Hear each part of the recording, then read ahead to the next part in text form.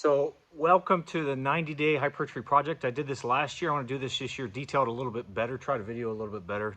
Depends on how much time I have to make videos with all the other things I have going on. I'm not a professional YouTuber. Obviously I have a full-time job and a family and lots of other things going on, but I do this as a hobby. So this is going to be awesome. So I'm going to have some focus on nutrition, and obviously nutrition is the majority of it, but I want to make this real for the majority of people who are recreational athletes like me that just want to build muscle and look good. They're not necessarily interested in competing, but they just want to look and optimize their body and just have a new challenging novel stimulus that they haven't tried. So I've tinkered around with lots of different routines and programs, and from a broader perspective, sometimes the program that you're not doing is the one that's the most effective, particularly for advanced trainees. This is really more for people that have been doing this for years in advanced fashion. But what I'm going to do is there's going to be broken down into two 6-week sections. The first 6 weeks, really, I'm going to try to focus more on frequency. I'm going to focus on the two variables I feel for me, my body responds to best when I know how to periodize it. The first one is frequency. So I'm going to focus on more frequency, optimizing, trying to stay not too high in volume. And then the second phase, I'm going to focus on density. Those two variables I find often lead to quicker gains than focusing just on load. And obviously load is relative.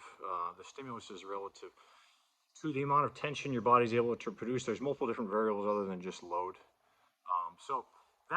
There's two phases. The first 6-week phase is going to be focused, like I said, on frequency. We're going to try to maximize frequency as much as our body can recover from. And then second of all, we're going to maximize density.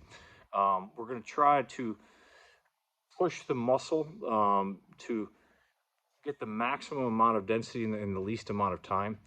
You know, there's lots of different studies and things that have come out. From my perspective, this is extremely effective, particularly for a lot of people like me that may not be powerlifting oriented, may not be super fast twitch oriented.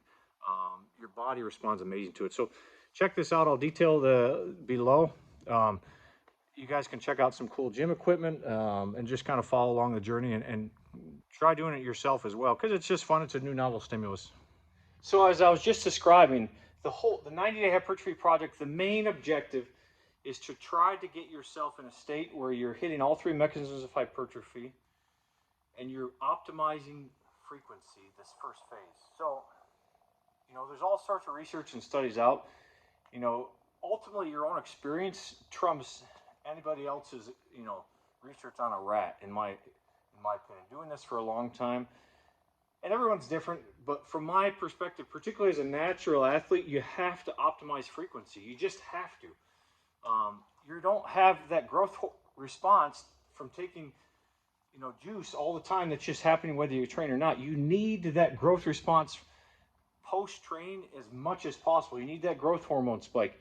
You need to take advantage of this anabolic window, and you need that as frequently as possible. So frequency is absolutely the key. So the idea is you're doing one, and in that setting, we're trying to minimize tearing a muscle apart. We're trying to do the least amount of volume possible that gives us the maximum stimulus. So for me, for most muscles, it's 1 to 2 working sets, hard working sets. So this first phase, even though I don't say I'm not focusing on weight, we are focused on frequency and intensity at the same time.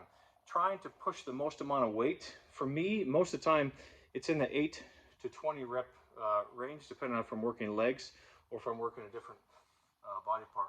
And what I often will do too is just a feeler, is I do 1 to 2 feeder sets afterwards, some sort of pump set sometimes, depending on the muscle and depending on how I feel.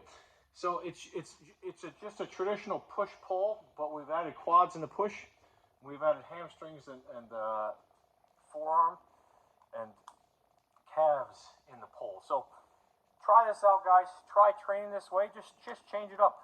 I find just changing up the stimulus helps tremendously. And for me, my body responds the best if I can maximize frequency.